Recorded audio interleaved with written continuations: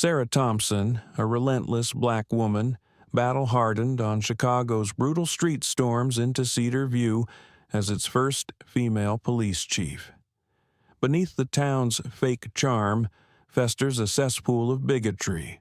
On a desolate highway, two rogue cops' guns cocked and dripping with racial venom ambush. Sarah, clueless, she's their new overlord. Their vicious error detonates a savage war exposing a corrupt system shielding the elite. The fallout fractures the town, rips apart the police force, and crowns Sarah a merciless avenger. Her iron will crush the hate-fueled rot brace for a blood-soaked reckoning. Where you watchin' this chaos, slam your location in the comments. Picture a small American town tucked away in the heart of rolling hills and endless fields. Cedar View, with its brick-paved streets and ancient churches, looks like a postcard from a simpler time.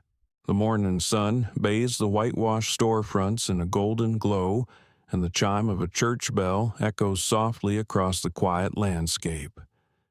To an outsider, it's the epitome of quaint charm, a place where neighbors wave and kids play freely in the park. But don't be fooled by the serene facade. Beneath the surface of this idyllic town lies a festering wound, one that's been ignored for generations. Cedar View isn't just a sleepy hamlet. It's a stronghold of prejudice where the poison of racism runs deep, infecting the very institutions meant to protect its people.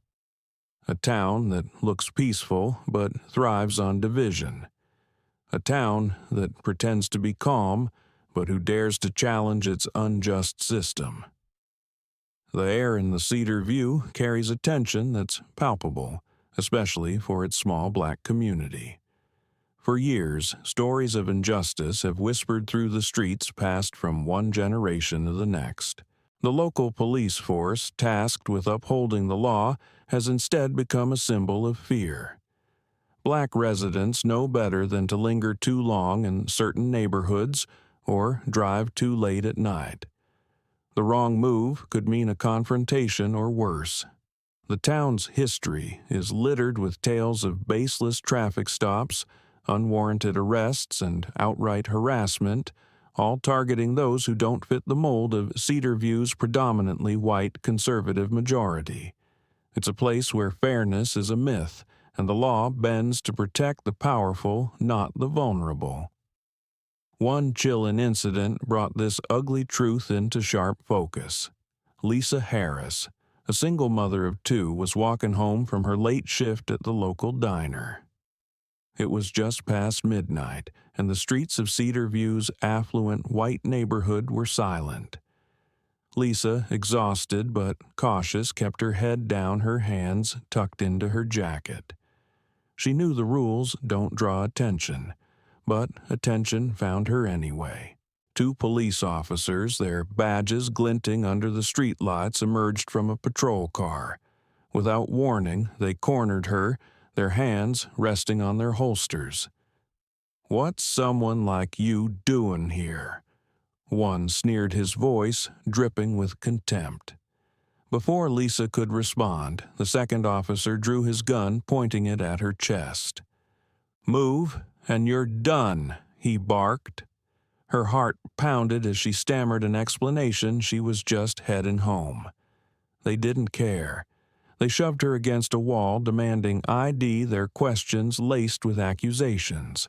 A passerby, shaken by the scene, recorded it on their phone, capturing the raw aggression. That video spread like wildfire. By morning, it was all over social media, igniting outrage among Cedar View's black community. Lisa's trembling voice, pleading for mercy, became a rallying cry. The clip showed the officers' faces clearly, their arrogance undeniable. Residents gathered in the town square, holding signs that read "Justice for Lisa" and "End Police Brutality." But the response from the authorities was swift and brutal. A small protest, barely a dozen people, was met with tear gas and batons. The police chief at the time, a grizzled veteran who'd long turned a blind eye to his force's actions, dismissed the incident as a misunderstanding. A human rights report detailing years of systemic abuse in Cedar View's police department was buried by the town council, its findings suppressed to protect the status quo. The message was clear in Cedar View. Justice was reserved for the privileged. The black community, though small, refused to stay silent. At a local church, families huddled together, sharing stories of their own encounters with the police. A teenager spoke of being slammed to the ground for looking suspicious. An elderly man recounted being followed home by a patrol car for no reason. Each story chipped away at the town's veneer of tranquility, revealing a culture of fear and oppression. Lisa Harris became a symbol of their struggle, her face plastered on flyers demanding accountability. But the town's conservative majority pushed back. At a heated town hall, white residents scoffed, calling the protests overblown. One man, his voice booming, declared, "If you don't break the law, you've got nothing to fear." The room erupted in cheers from some, while others sat in stunned silence, their lived experiences dismissed. The police, emboldened by the town's division, doubled down. Patrols in black neighborhoods intensified, with officers prowling the streets like hunters. A young boy, no older than 12, was stopped and frisked on his way to school, his backpack torn apart in front of his classmates. The incident, like so many others, went undocumented, swept under the rug by a system designed to protect its own. Human rights organizations tried to intervene, issuing scathing reports that condemned Cedar View's police force for its lack of transparency and rampant bias. But the town's leadership, entrenched in their ways, ignored the calls for reform. The cycle of abuse continued unbroken, leaving the black community to navigate a world where justice was a distant dream. Cedar View was a powder keg waiting for a spark. The town's beauty masked a grim reality. It was a place where prejudice wasn't just tolerated, it was institutionalized. The police, meant to serve and protect, had become enforcers of division, their badges a license to intimidate. Lisa Harris's ordeal was not an isolated event, but a symptom of a deeper rot, one that had festered for decades. The community's anger simmered, but without a leader to channel it, the fight for change seemed hopeless. Who could stand up to a system so deeply entrenched, so fiercely defended by those in power? Who could break through the wall of silence and fear? A woman of unyielding strength is coming, carrying the flame of change. In the shadow of Chicago's towering skyline, where the city's glamour fades into grimy streets and crumbling tenements, Sarah Thompson came of age. The outer suburbs, a maze of narrow alleys and sagging row houses, were her world, a place where hope flickered like a dying street lamp. The air was thick with the smell of exhaust and desperation, and the sound of sirens was as common as birdsong. For a young black girl like Sarah, life in these neighborhoods was a daily lesson in survival. Every corner held a threat, every glance a judgment. But it wasn't the poverty or the violence that shaped her most. It was a single searing moment that burned itself into her soul, a moment that would define her purpose and fuel a fire that no hardship could extinguish. How does a girl from the slums rise to challenge an entire system? Sarah was 10 years old when she saw her father, James Thompson, broken. It was a humid summer evening, the kind where the heat clung to your skin like a second shadow. James, a factory worker with calloused hands and a quiet dignity, was driving Sarah home from a rare treat, a trip to the corner store for ice cream.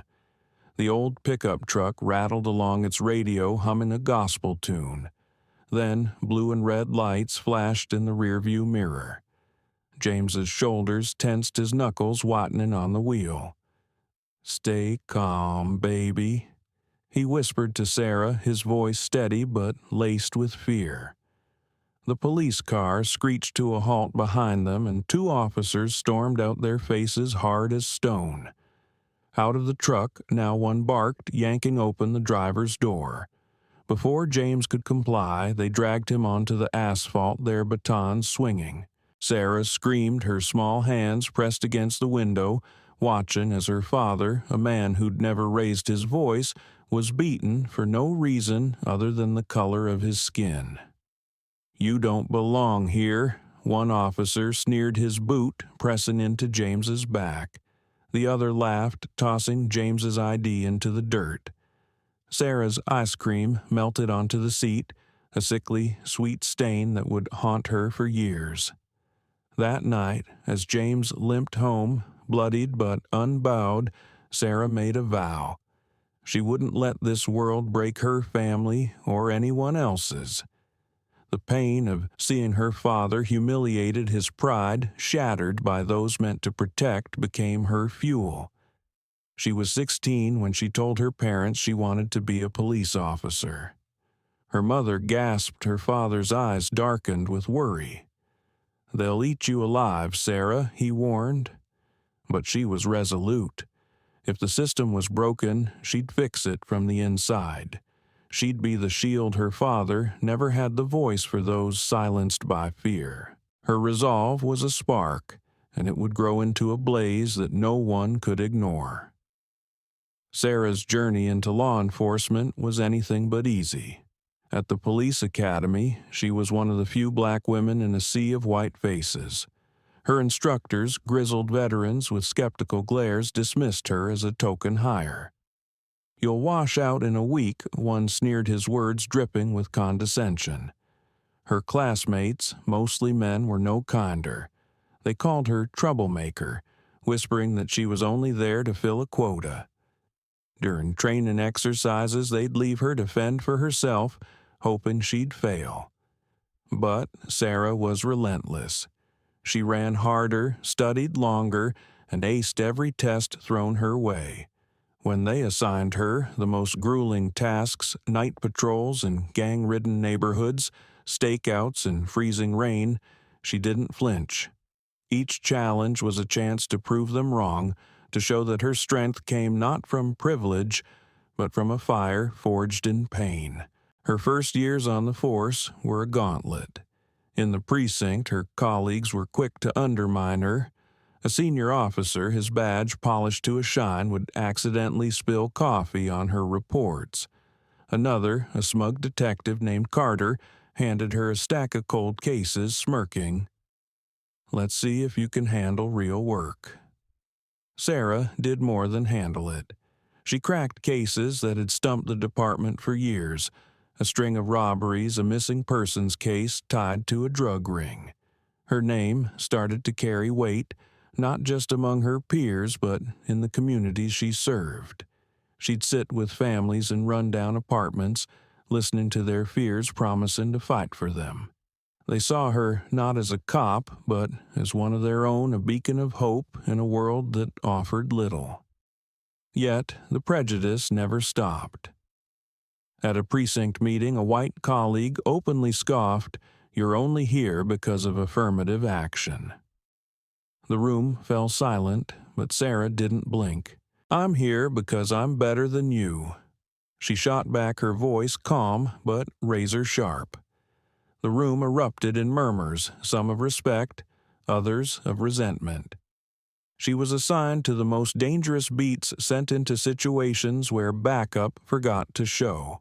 One night, during a raid on a gang hideout, her radio went silent.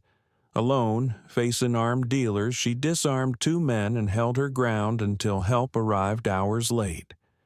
The next day, her captain shrugged it off, saying, "You handled it, didn't you?"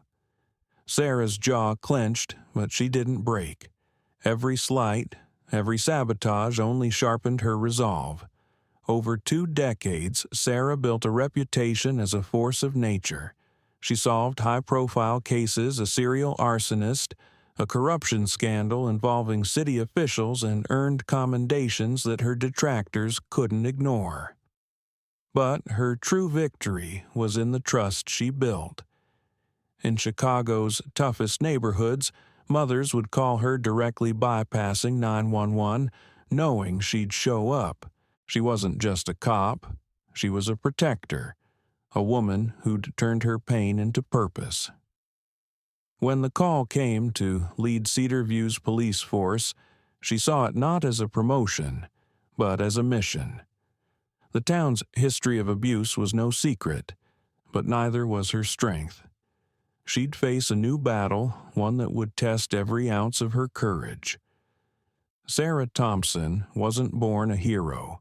She was forged in the crucible of injustice shaped by a system that tried to break her and a father's pain that refused to let her quit. Her story wasn't just about rising above, it was about tearing down the walls that kept others down. Now she carries that fire to Cedar View where prejudice awaits. The sun was just breaking over the horizon, casting long shadows across the quiet highway leading to Cedar View. Sarah Thompson gripped the steering wheel of her SUV, the hum of the engine a faint comfort against the storm brewing in her mind. The fields stretched endlessly on either side, their golden hues mocking the turmoil she felt inside. She was no stranger to hostility, but today was different. Today, she was driving into a town that didn't want her, a town that had already judged her before she could even set foot in it. Cedar View, with its picture-perfect streets and deep-seated prejudice, was her new battleground. As the first black woman to take the helm of its police force, Sarah knew she was stepping into a lion's den. Can she overcome this open hostility to lead a town that rejects her? The air was thick with the scent of dew-soaked grass, but the morning calm did little to ease the knot in Sarah's stomach. She'd faced skeptics before, cops who doubted her, communities that questioned her, but Cedar View was a beast of its own. The town's reputation preceded it a place where justice was a privilege, not a right, and where anyone who didn't fit the mold was an outsider. Sarah's appointment as police chief had sent shockwaves through the community, stirring whispers of resentment. She'd seen the headlines, heard the rumors. An outsider, they called her. A troublemaker.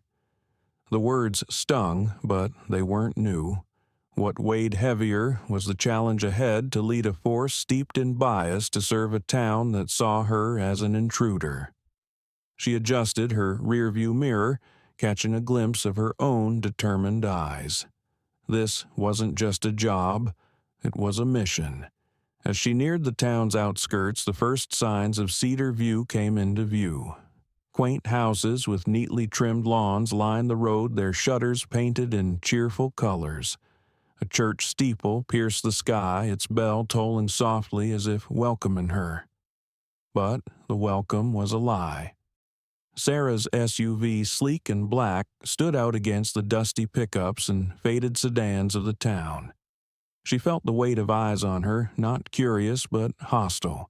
A group of men stood on a street corner, their arms crossed, their gazes cold. One, a burly figure in a flannel shirt, spat on the ground as she passed. Sarah's jaw tightened, but she kept her focus on the road. She'd learned long ago to bury her anger, to channel it into something stronger. But the air was charged, and she sensed trouble brewing. Half a mile from the town center, it found her. A pickup truck roared up behind her, its headlights flashing aggressively. Sarah slowed, expecting it to pass, but instead, it swerved dangerously close, its engine growling like a predator. She glanced in her mirror, catching sight of 3 men inside, their faces twisted with malice. The driver, a wiry man with a baseball cap pulled low, leaned out his window. "You don't belong here," he shouted, his voice raw with venom. The words hit like a slap, but Sarah kept her composure, her hands steady on the wheel. She'd heard worse, endured worse. But then a sharp crack shattered the morning quiet. A soda can hurled from the truck slammed into her windshield. The glass splintered, a jagged web spreading across her view. Sarah's breath caught her heart pounding, but she refused to flinch. The truck sped up, pulling alongside her. The passenger, a man named John Carter, leaned out, his face red with rage. "Go back where you came from." He bellowed, his words laced with a hatred that felt ancient, generational. Sarah met his gaze, her eyes unyielding. She could feel the fury rise in the memories of her father's pain flashing through her mind. But she wouldn't give them the satisfaction of a reaction. She slowed her SUV, letting the truck surge ahead, its occupants jeering as they disappeared down the road. Her windshield was cracked, a stark reminder of the battle she was entering. She pulled over, briefly, inspecting the damage. The glass held, but the message was clear. Cedar View wasn't just skeptical of her, it was openly hostile. Sarah took a deep breath, her fingers trembling slightly as she gripped the wheel. She could still hear John Carter's words, the raw contempt in his voice. It wasn't just about her. It was about what she represented: change, accountability, a challenge to a system that had thrived on division for decades. She thought of her father, his bruised face after that brutal traffic stop, and the vow she'd made as a child. This wasn't just about proving herself. It was about proving that justice could exist even in a place like this. She restarted the engine, her resolve hardening. Cedar View could throw its worst at her, but she wouldn't back down. She was here to lead, to fight, to change. The town's hatred was a fire, but Sarah was a forge, and she'd been tempered by worse. As she drove on, the town's main street came into view, its charm now tinged with menace. Shopkeepers peered from their windows, their expressions a mix of curiosity and disdain. A woman in a floral dress whispered to her neighbor, pointing at Sarah's SUV. A group of teenagers laughed, one mimicking John Carter's gesture with a mock throw. Sarah kept her eyes forward, her mind racing. She knew the police station was just minutes away, where she'd face not just a skeptical force, but a legacy of corruption. The cracked windshield was a badge of the fight ahead, a reminder that every step in Cedar View would be a battle. But Sarah was no stranger to battles. She'd fought her whole life, and she'd fight now for herself, for her father, for every soul this town had wronged. The church bell tolled again, its sound both mournful and defiant. Sarah's lips curved into a faint, determined smile. She wasn't here to be welcomed. She was here to shake this town to its core. A sudden traffic stop on the highway will push the tension to its breaking point. The highway, outside Cedar View, stretched like a taut wire, its silence broken only by the low hum of Sarah Thompson's SUV. The cracked windshield, a jagged scar from the earlier assault by a hostile resident, caught the early morning light, refracting it into sharp slivers that danced across her dashboard. Sarah's hands were steady on the wheel, but her pulse quickened as she neared the town's edge. The air felt heavy, charged with an unspoken threat. She'd barely had time to process the venom of the townsfolk when red and blue lights erupted in her rearview mirror. A police siren wailed sharp and jarring, slicing through the quiet. Sarah's eyes narrowed. She knew this wasn't routine. The hostility she'd faced moments ago was about to take a darker turn. What happens when two officers realize they've just pulled a gun on their new boss? Sarah eased her SUV to the shoulder, the tires crunching against loose gravel. The patrol car behind her screeched to a stop, its lights pulsing like a heartbeat. The air grew thick, the tension almost tangible. Sarah took a slow breath, her mind racing but her face a mask of calm. She'd been here before too many times. The memory of her father, beaten and bloodied on a Chicago street, flickered in her mind, but she pushed it down. This wasn't the time for weakness. The patrol car's doors swung open and two officers stepped out, their boots heavy on the asphalt. Mark Wilson, a broad-shouldered man with a stern jaw, led the way, his stride deliberate, exuding authority. Behind him was Jake Miller, younger, leaner, with a restless energy that bordered on aggression. Their eyes locked onto Sarah's SUV, their hands hovering near their holsters. Mark approached the driver's side, his face unreadable, but his posture commanding. Jake flanked him, his gaze sharp, scanning the vehicle as if searching for a crime in progress. Sarah lowered her window, her expression composed, though her heart thudded in her chest. Mark leaned in, his voice low and clipped. "License and registration, ma'am. Now." The words weren't a request. They were a demand laced with a condescension that made Sarah's skin prickle. She met his gaze unflinching and reached for her documents, moving deliberately to avoid escalating the moment. Jake, impatient, stepped closer, his hand slamming against the car door with a loud thud. "This car's too fancy for these parts," he sneered, his voice dripping with suspicion. "What's someone like you doing driving something like this?" The words hung heavy, their meaning clear. Sarah's jaw tightened, but she kept her silence, handing over her papers. Jake's eyes flicked to the cracked windshield, a smirk curling his lips. "Nice damage there. You causing trouble already?" His tone was taunting, designed to provoke. Sarah's fingers twitched the urge to snap back, rising, but she held it in check. She knew this game, knew the weight of their assumptions, the way their eyes lingered on her skin. It wasn't about the car or the road. It was about who they thought she was, a black woman, out of place, a target. Mark scanned her license, his brow furrowing as if searching for a flaw. Jake, growing bolder, leaned closer, his breath hot against the window. Step out of the vehicle, he barked, his hand dropping to his gun. The metallic click of the holster unfastening echoed in the still air. Sarah's pulse spiked, but her face remained a fortress of calm. The moment stretched taut and dangerous. Jake's fingers closed around his pistol, drawing it slowly, the barrel glinting in the dawn light. "I said, get out." He repeated, his voice a low growl. Sarah's mind flashed to her father, his face pressed into the dirt, the sound of his pain seared into her memory.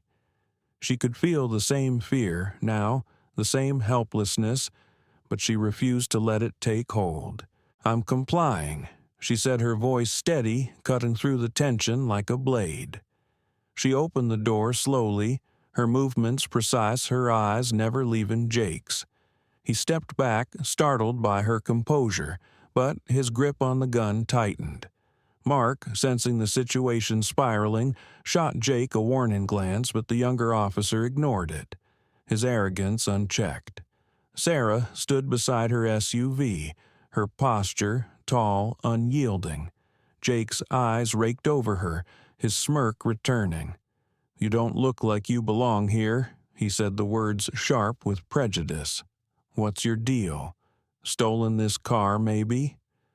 The accusation was absurd, but it wasn't meant to be logical. It was meant to degrade, to assert power. Sarah's blood boiled, but she kept her voice cold measured. "My documents are in order. Check them." Mark, flipping through her papers, hesitated, his fingers lingering on her license. Something in his expression shifted, a flicker of doubt, but Jake pressed on undeterred. "We'll decide what's in order," he snapped, stepping closer. The gun still in his hand, pointed low but menacing. Sarah's heart pounded, but she refused to show fear. She'd faced worse odds and come out stronger. The highway was silent, save for the distant chirp of morning birds and the faint crackle of the patrol car's radio. Sarah's mind raced, calculating her next move. She could end this, now reveal who she was, but something held her back. She wanted to see how far they'd go, how deep the rot in Cedar View's police force ran. Jake's voice cut through her thoughts, sharp and mocking. "You're in the wrong place, lady. This town doesn't take kindly to your kind." The words were a slap, raw and unfiltered, but Sarah didn't flinch. She met his gaze, her eyes burning with a quiet fury. "You're making a mistake," she said, her voice low, carrying a weight that made Jake pause.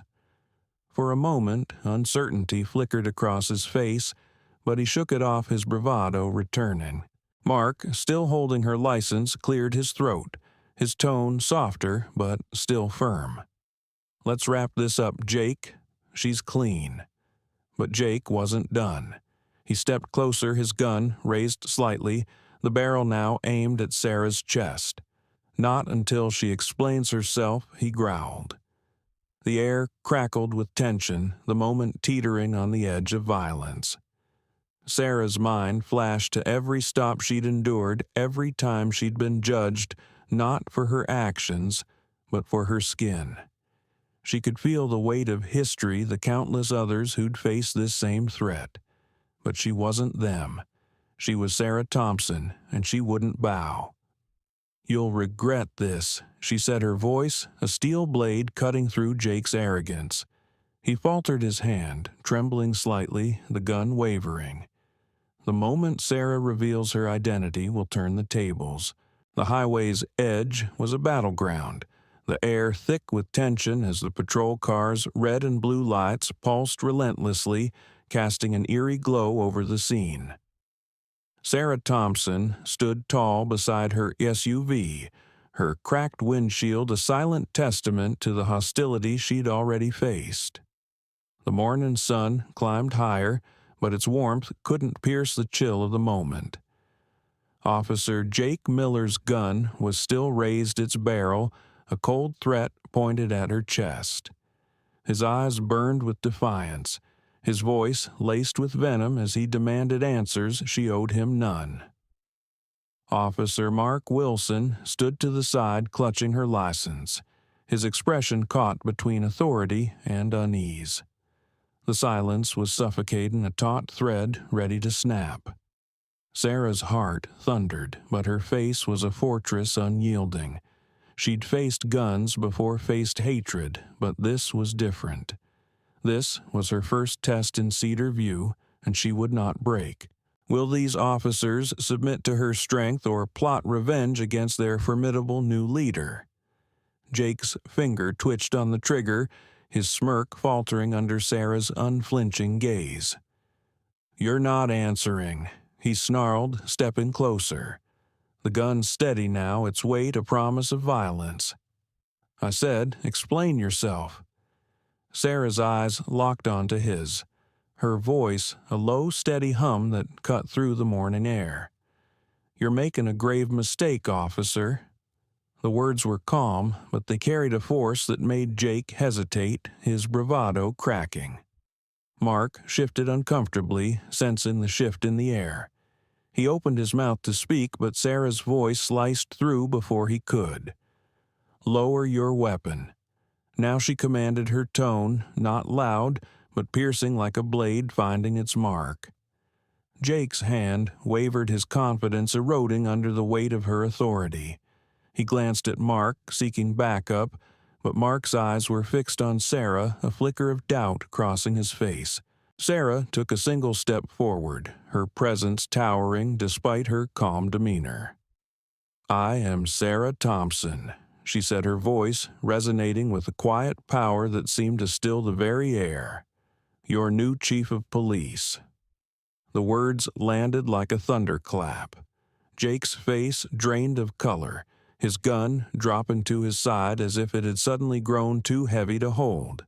His mouth opened, but no sound came out. His earlier arrogance replaced by a stunned, almost childlike panic.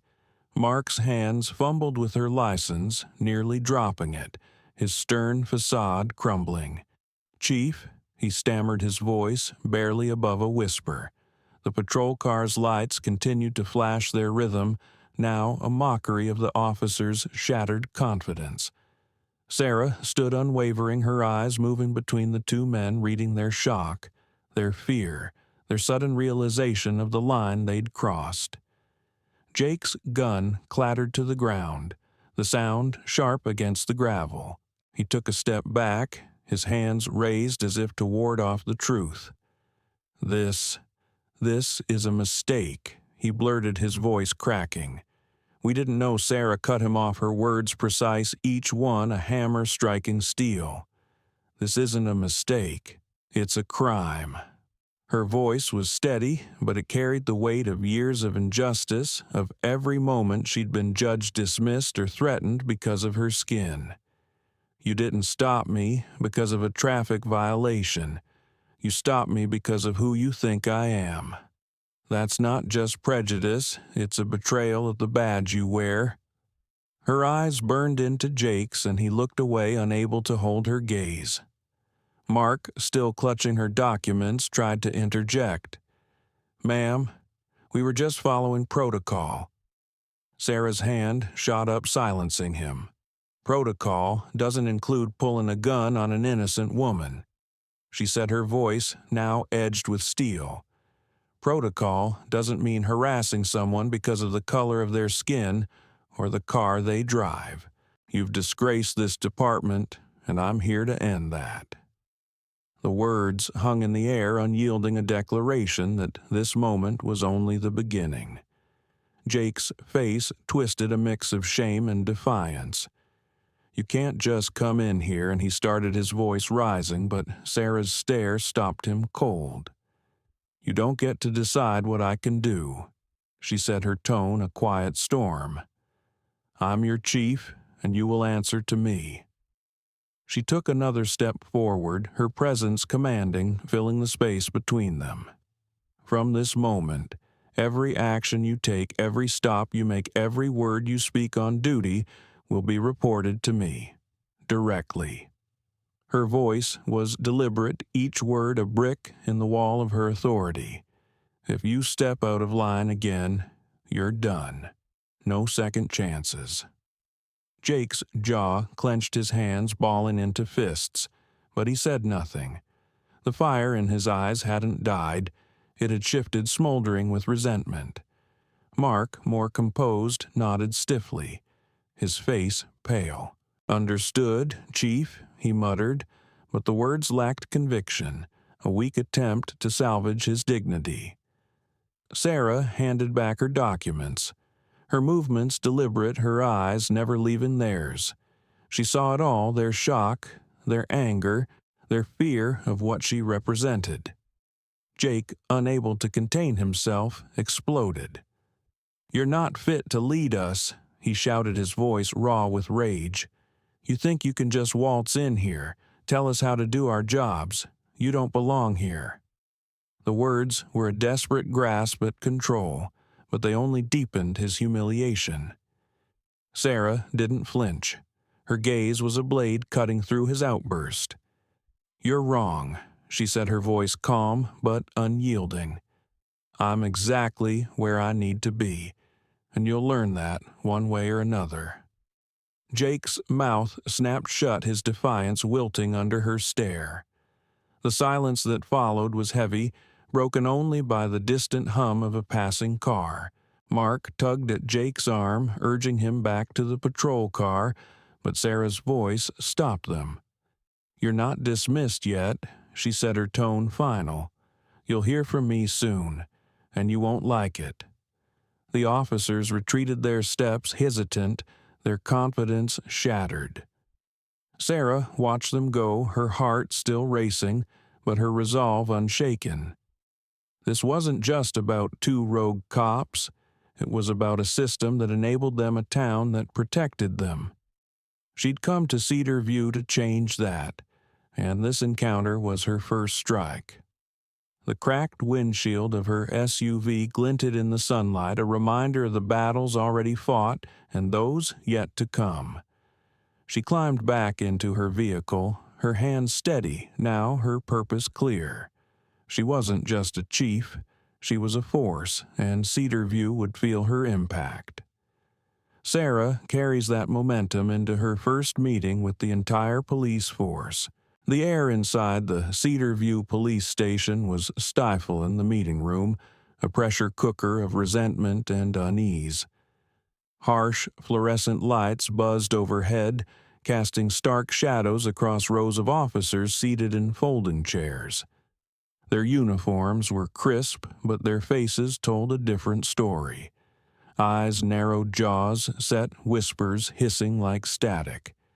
Sarah Thompson stood at the front, her silhouette framed against a faded map of the town pinned to the wall.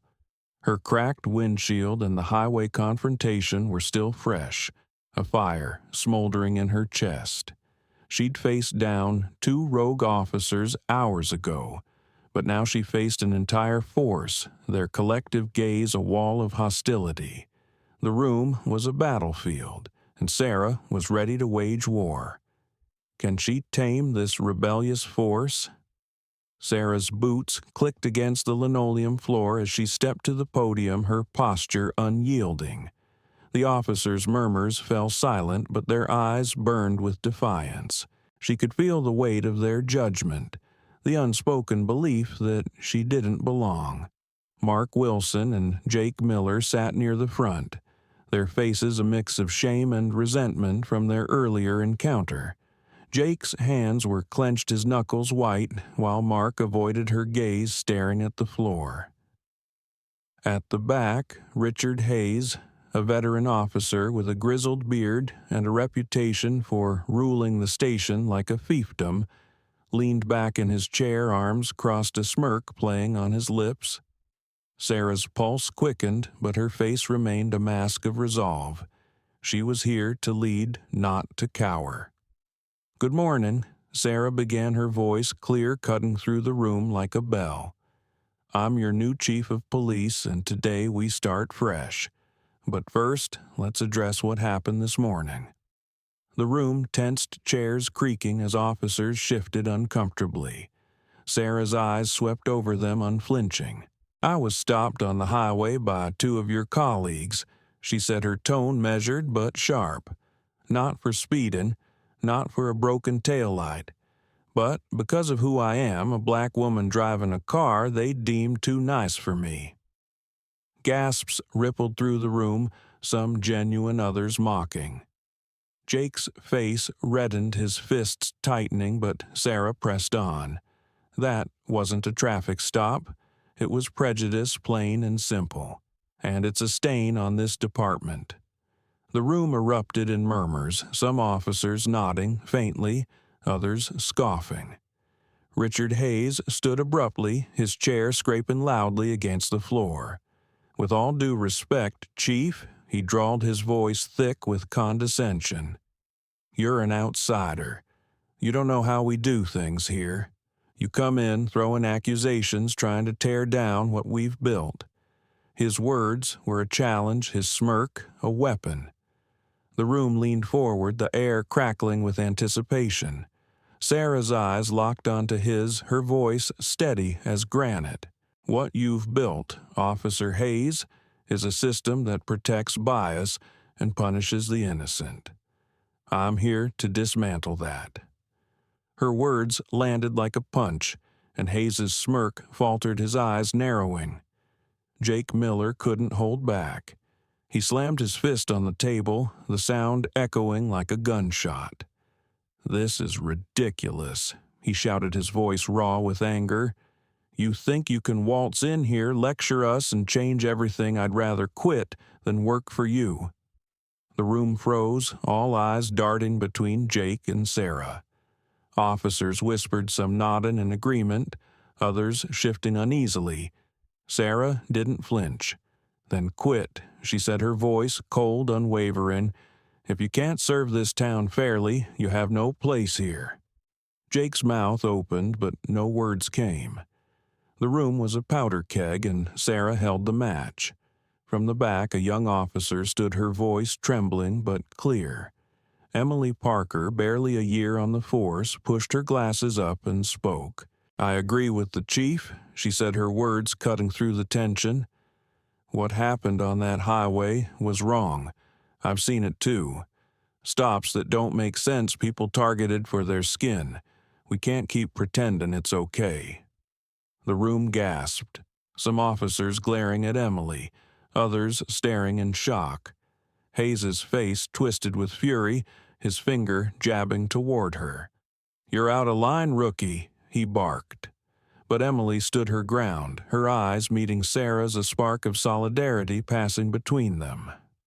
Sarah nodded slightly, a silent acknowledgement of Emily's courage. Sarah seized the moment, her voice rising, commanding the room. "This department has a choice," she said, her words ringing with conviction. "We can keep hiding behind excuses, letting prejudice guide us, or we can change. Starting today, every officer's actions, every stop, every arrest will be documented and reviewed. No exceptions." The room fell silent, the weight of her words sinking in. Officers exchanged glances, some with fear, others with resentment. Hayes's eyes burned, but he said nothing, his silence a storm waiting to break. Sarah continued, her voice steady but fierce. "You're not just cops. You're guardians of this town. If you can't protect everyone, then you're failing. And I won't let that stand." The officers stirred, some lowering their heads, others whispering angrily. Emily's stand had cracked the room's unity, revealing a divide that Sarah knew she'd have to navigate. Jake's outburst and Hayes's defiance were only the beginning. She could see the lines being drawn, those who might follow her, and those who'd fight her every step. Her heart pounded, but her resolve was iron. This wasn't just about one meeting or one confrontation. It was about a legacy of injustice she was determined to end. She scanned the room, her eyes lingering on Emily, whose quiet strength mirrored her own. They were allies now, bound by a shared vision of change. Sarah stepped back from the podium, her presence still commanding the space. "We start now," she said, her voice a promise. "This department will serve Cedar View, not control it. Those who can adapt will answer to me." The room was silent. The officers' faces a mix of shock, anger, and reluctant respect. Hayes sat down, his smirk gone, replaced by a calculating glare. Jake slumped in his chair, his defiance muted but not extinguished. Sarah knew this was only the first battle in a long war. The internal rift leads Sarah to a more dangerous conspiracy. The Cedar View police station's hallways were a labyrinth of dim lights and long shadows, the kind of place where secrets thrived. Late in the afternoon, the air was heavy with the scent of stale coffee and old paper, the hum of fluorescent bulbs, a constant drone. Sarah Thompson moved through the corridors, her boots echoing softly, her mind still reeling from the fiery meeting that had split the force in two. The station felt like enemy territory now, its walls closing in with every sidelong glance from passing officers. Outside, the town was settling into dusk, but inside a different darkness was brewing a conspiracy that threatened to unravel everything Sarah had come to build. In a smoky bar across town, the seeds of rebellion were being sown, and Sarah was the target. Will Richards' plot topples Sarah before she can strike back. Sarah paused outside her office, her hand on the doorknob, sensing the weight of unseen eyes. The station was quiet, but the silence was deceptive, like the calm before a storm. She'd shaken the force to its core, exposing its flaws and demanding change, but she knew the cost. Men like Richard Hayes didn't yield power easily. His defiance in the meeting room, his calculated smirk, had been a warning.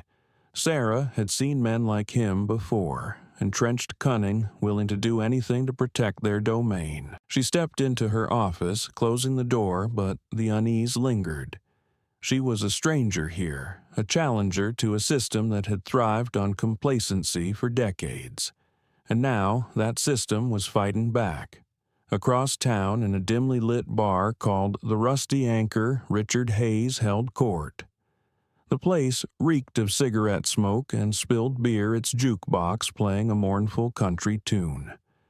A handful of veteran officers gathered around a corner table, their faces hard, their voices low.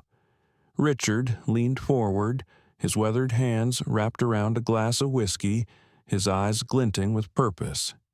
"She's gotta go," he growled, his voice rough but commanding. "This new chief thinks she can come in, throw her weight around, and ruin us. Not on my watch." The officers nodded their loyalty to Richard, forged over years of shared power. He spread rumors like poison, whispering that Sarah was abusing her authority, that she was out to fire anyone who didn't bow to her. "She's dangerous," he said, his words sinking into their minds. "We need her gone." One officer, a wiry man named Tom Grayson, hesitated, his fingers drumming nervously on the table. "She's got some support," he muttered. "That rookie Parker spoke up for her." Richard's eyes darkened, his grip tightening on his glass. "Parker's a problem," he said coldly. "But we'll handle her too." The plan was simple, but ruthless discredit Sarah, isolate her allies, and force her out before she could dig too deep. Richard knew the station's secrets, the ones he'd buried to protect his own, and he'd do whatever it took to keep them hidden. The bar's smoke curled around them, a fitting shroud for their treachery. Back at the station, Sarah was piecing together her own puzzle. An officer, shaken by the meeting's fallout, approached her in the break room, his voice barely above a whisper. "You need to know something, Chief," he said, glancing over his shoulder. "Hayes. He's covered up things. Bad things." Sarah's heart quickened, but she kept her expression neutral. "Go on," she urged. The officer, his hands trembling, spoke of a night, 2 years ago, a black teenager, barely 16, beaten so badly by officers he'd spent weeks in a coma. Richard had swept it under the rug, falsifying reports, intimidating witnesses. He said it was for the good of the force, the officer whispered, his voice cracking. Sarah's blood ran cold, but her resolve hardened. This was the rot she'd come to uproot. She knew confronting Richard was inevitable. Late that evening, she summoned him to a small windowless office, the air thick with tension. Richard sauntered in his posture, relaxed, but his eyes sharp like a predator sizing up its prey. "You wanted to see me, Chief?" he asked, his tone mocking. Sarah stood behind the desk, her presence a wall of authority. "I know about the cover-up," she said, her voice steady, cutting through his facade. "A kid nearly died and you buried it. That ends now." Richard's smirk vanished, replaced by a snarl. "You're digging in places you don't belong," he hissed, leaning forward, his fists clenched. "You think you can scare me? I'll ruin you before you touch me." His words were a threat, raw and venomous, but Sarah didn't blink. "Try it," she said, her voice ablade. "But you'll fall first." The room crackled with hostility, their wills clashing in a silent battle. Richard's face twisted, his voice dropping to a menacing whisper. "You're alone here, Thompson. No one's got your back. Keep pushing and you'll wish you never came." He turned to leave, his threat lingering like smoke. Sarah's heart pounded, but she stood firm, her mind racing. She needed evidence, not just whispers. And she wasn't alone, not entirely. Emily Parker, the young officer who'd defied the room, was already moving in the shadows. Emily, driven by a sense of justice, had slipped into the station's archive room, her phone recording as she sifted through old files. She found a report buried deep, confirming the teenagers beating a damning paper trail leading to Richard. But Emily's courage came at a cost. As she left the archive, a hulking officer, one of Richard's loyalists, cornered her in the hallway. "What you got there, rookie?" he growled, his hand gripping her arm hard enough to bruise.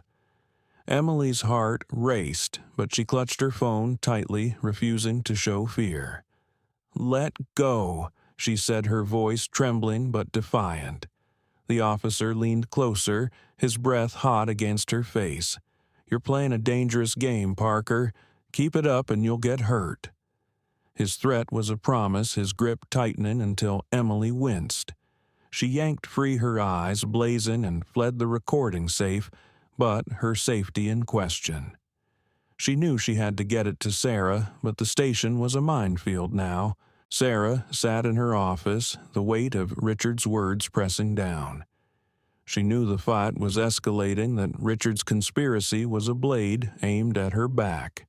But she'd faced worse odds and survived. Emily's bravery, the officer's confession, these were sparks of hope in the darkness. Sarah wasn't just fighting for herself, but for a town suffocating under men like Richard. The community of Cedar View is starting to speak out, adding pressure to Sarah's mission. The town square of Cedar View buzzed with restless energy, its cobblestone paths and quaint benches overshadowed by a gathering storm.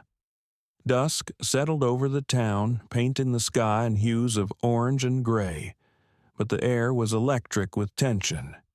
A crowd had formed near the old oak tree at the square's center, their voices a chaotic blend of anger and desperation. Placards bobbed above the throng, scrawled with demands for justice, while the scent of autumn leaves mingled with the sharp tang of fear. Sarah Thompson stood at the edge of the crowd, her police chief's badge glinting faintly under the streetlights. The station's dark conspiracy still echoed in her mind, but now the community's voice was rising a tide she couldn't ignore. Would Cedar View rally behind her or cast her into isolation? The square was a battleground of ideals. On one side, a group of black residents led by Lisa Harris held their ground, their signs bold with messages like, "No more fear and support, Chief Thompson." Lisa's face was resolute, her eyes carrying the weight of her own encounter with police brutality. She'd become a beacon for the town's marginalized her courage, a spark that had drawn dozens to her side. Across the square, a larger group of conservative residents led by Tom Bennett, a local hardware store owner, with a booming voice and a clenched fist pushed back. Their faces were flushed with indignation, their shouts laced with venom. "Keep Cedar View safe," one yelled the words, a thinly veiled attack on Sarah's presence. The air crackled the two sides inches from collision. Lisa stepped forward, her voice rising above the din. "We're here for change," she declared, her words steady despite the tremor in her hands. "Chief Thompson is fighting for us, for everyone. She's not the enemy." Her supporters cheered, their voices a defiant chorus, but Tom Bennett's group drowned them out with jeers. "She doesn't belong here," Tom bellowed, his face red, his finger jabbing toward Lisa. "You're stirring up trouble, bringing chaos to our town." His words were sharp, steeped in prejudice, and the crowd behind him roared in agreement. A young man in Tom's group hurled a stone, the rock skittering across the cobblestones and grazing Lisa's leg. She flinched, but didn't retreat, her eyes blazing with resolve. Sarah, watching from the sidelines, felt her blood surge. The crowd's hostility was a mirror of the station's defiance, a reminder that her fight wasn't just against rogue officers, but a town rooted in division. She pushed through the throng, her presence commanding silence from those nearest her. "Enough," she shouted, her voice cutting through the chaos like a whip. The crowd parted, eyes turning to her, some with hope, others with scorn. She reached Lisa's side and standing shoulder to shoulder with her. "This stops now," Sarah said, her gaze locking onto Tom. "You don't get to intimidate people into silence. Not anymore." Her words were firm, a challenge that hung heavy in the air. Tom's face twisted, his voice dripping with contempt. "You're the problem, Chief. He spat the title, mocked in his tone. "You come here stirring up division, turning our town upside down." His supporters shouted in agreement, their voices a wall of rage. Sarah didn't waver. "I'm here to protect this town," she said, her voice steady, resonant. "All of it, not just the parts you approve of." The words landed like a spark in dry grass, igniting murmurs from both sides. Lisa's group cheered, but Tom's crowd grew louder, their shouts turning ugly, laced with slurs that made Sarah's stomach churn. She held her ground, her eyes never leaving Tom's. The tension snapped when a police officer, a loyalist to Richard Hayes, pushed through the crowd. His name tag read Carter, his face set in a scowl. Without warning, he grabbed Lisa's arm, twisting it hard enough to make her cry out. "You're under arrest for disturbing the peace." He growled, his voice loud enough for the crowd to hear. Lisa struggled, her eyes wide with fear, but Carter yanked her toward a patrol car, his grip brutal. The crowd erupted, some cheering Carter, others shouting in protest. Sarah's heart pounded, her instincts kicking in. She stepped between Carter and Lisa, her voice a blade. "Let her go, officer." She ordered, her authority unmistakable. Carter hesitated, his grip loosening, but his eyes burned with defiance. "You don't give me orders," Carter snapped, shoving Lisa toward the car. The crowd surged, the air thick with shouts and the threat of violence. Sarah moved faster, grabbing Carter's wrist and twisting it just enough to force him to release Lisa. "I'm your chief," she said, her voice low, dangerous. "Step back or you're done." Carter froze, his face a mask of shock and rage, but he relented, stepping away. Lisa stumbled into Sarah's arms, her breath ragged, her eyes filled with gratitude. The crowd fell silent, the moment a turning point. Sarah turned to them, her voice rising. "This is what we're changing," she said, her words carrying across the square. "No one gets to live in fear. Not on my watch." The square buzzed with whispers, the divide stark but shifting. Lisa's supporters cheered, their signs raised higher, while Tom's group muttered, some shaken by Sarah's resolve. A local reporter, scribbling furiously, twisted the scene in her notebook, later publishing a story branding Sarah as a disruptor inciting chaos. The headline spread, fueling the town's division, painting Sarah as the villain to some and a hero to others. She felt the weight of their judgment, but also the spark of hope in Lisa's eyes and the faces of those who dared to stand with her. She wasn't fighting alone anymore, but the battle was far from won. The town's voice was rising, and with it, the stakes. Sarah stood firm, her silhouette stark against the fading light. She'd drawn a line in the square, one that Cedar View could no longer ignore. The national media's scrutiny would soon force Sarah to face an even greater challenge. The town hall of Cedar View was a fortress of old brick and polished wood, but tonight it felt like a coliseum, its meeting room ablaze with the harsh glare of camera lights. The air buzzed with the hum of equipment and the restless murmur of reporters, their notebooks poised like weapons. Sarah Thompson stood at the podium, her silhouette sharp against the backdrop of a town seal that seemed to mock her presence. The weight of the square's clash still lingered, the memory of Lisa's courage and Tom's venom fueling her resolve. But now a new battle loomed, one fought not with fists or stones, but with words and perceptions. The national media had descended their lenses, trained on her. Their questions a gauntlet she couldn't avoid. Could Sarah weather this media storm and press on with her mission? The room was packed, the heat from the crowd and lights making the air feel thick, oppressive. Reporters from major outlets lined the front rows, their faces a mix of curiosity and skepticism. Sarah adjusted her stance, her badge gleaming faintly, a reminder of the authority she'd fought to claim. She'd faced hostile crowds before, but this was different. The nation was watching, and every word she spoke would be dissected, twisted, or celebrated. She took a steadying breath, her eyes scanning the room, catching the glint of a familiar figure in the back. Richard Hayes leaned against the wall, his arms crossed, a faint smirk curling his lips. His presence was a shadow, a reminder of the conspiracy brewing within her own ranks. But Sarah wouldn't let him distract her. Not now. The press conference began with a barrage of questions, each one sharper than the last. A reporter from a cable network stood, his voice clipped. Chief Thompson is a black woman from Chicago, really equipped to reform a town like Cedar View.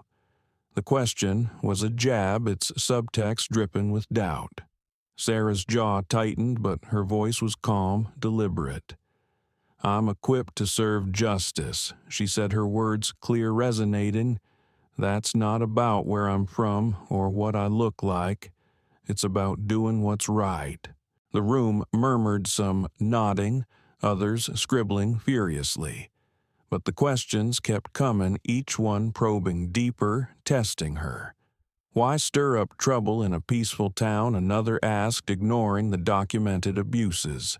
Sarah's eyes flashed, but she held her composure, her voice steady. "Peace built on fear isn't peace. It's oppression." The atmosphere shifted when Karen Walsh, a national correspondent with a reputation for sharp-edged reporting, rose.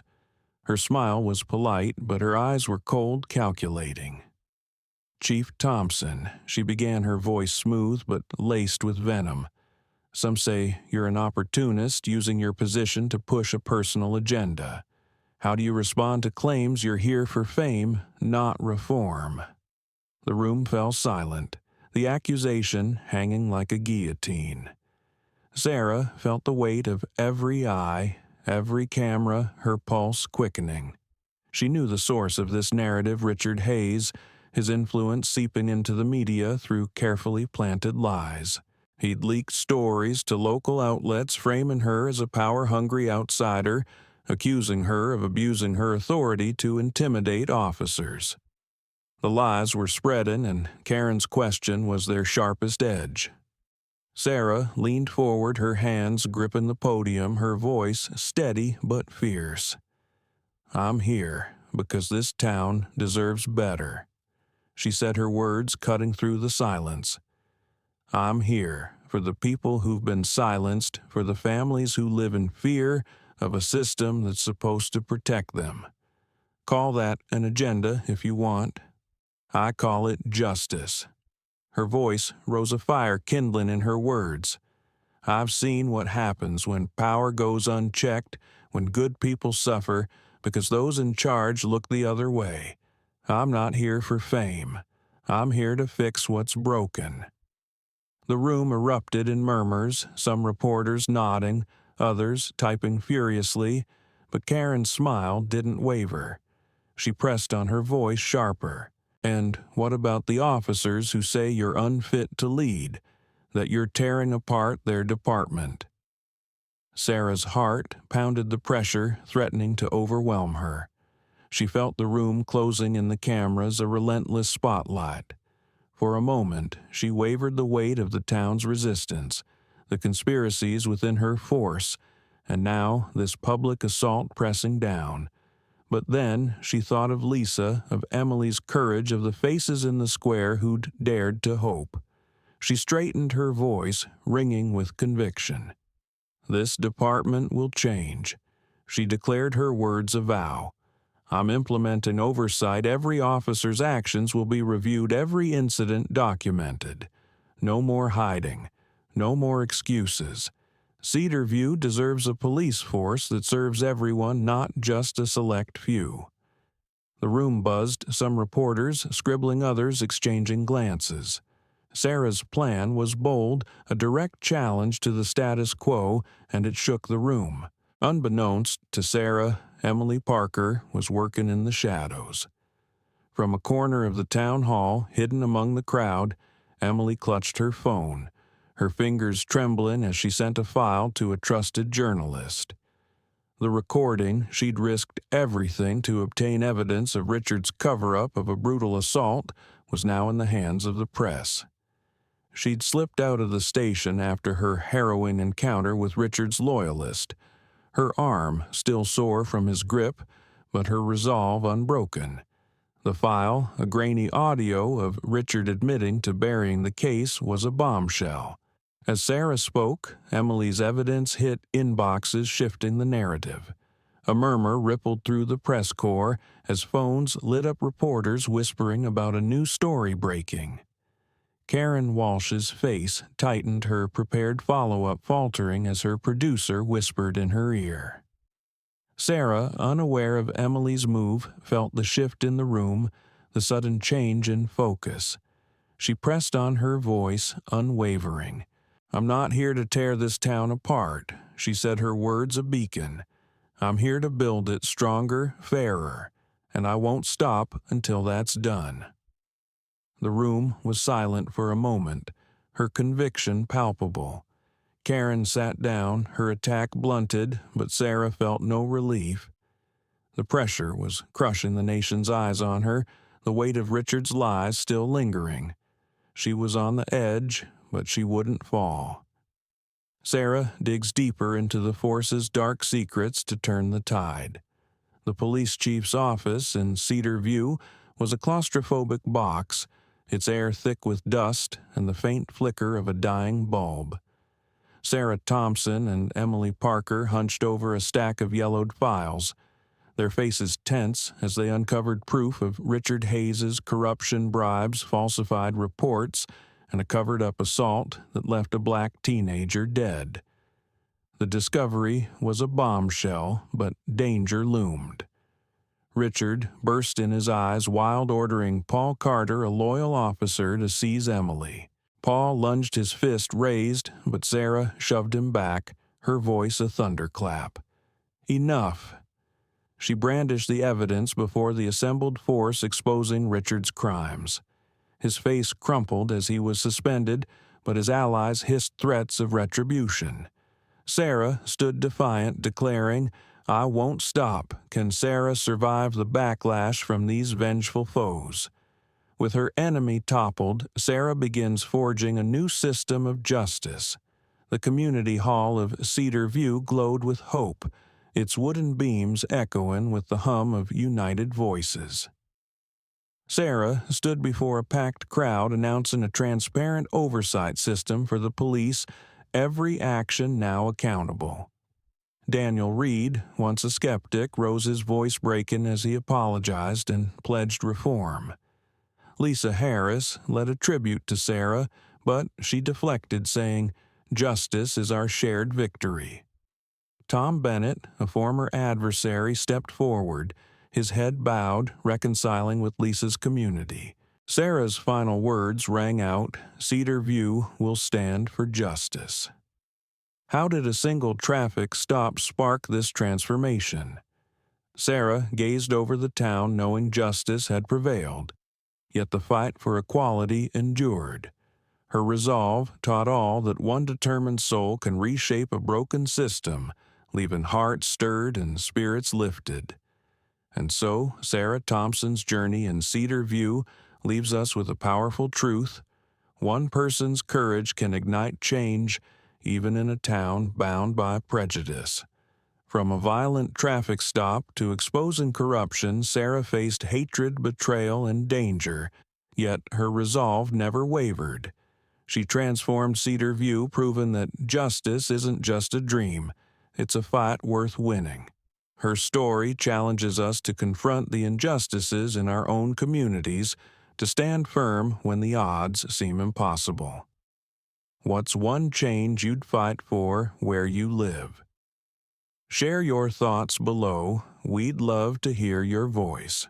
If Sarah's story moved you, hit that like button, share this video, and subscribe to our channel for more stories of resilience and hope. Together, let's keep the conversation alive and honor those who dare to make a difference. Until next time, stay inspired.